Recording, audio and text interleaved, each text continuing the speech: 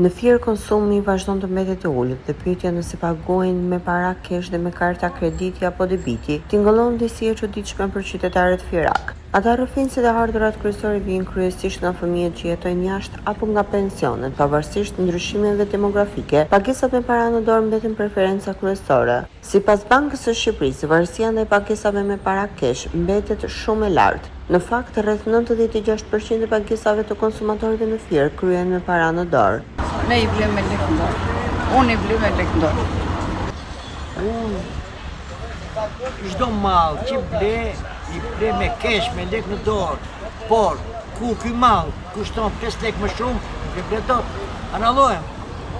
Kur të vi pensioni, që të marr unë, që është shumë i dobët, shumë i hollë, unë detyrimisht nuk do ta blej kurrë.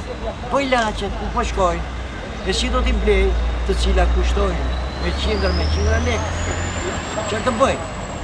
Sot për nesër javë.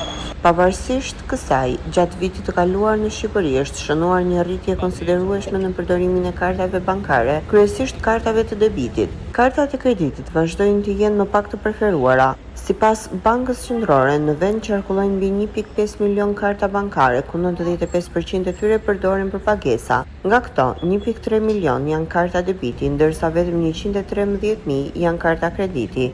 Bankat e nivelit të dytë në firë konfirmojnë këtë trend, por theksojnë se dominimi i pagesave kesh ende nuk është zbehur.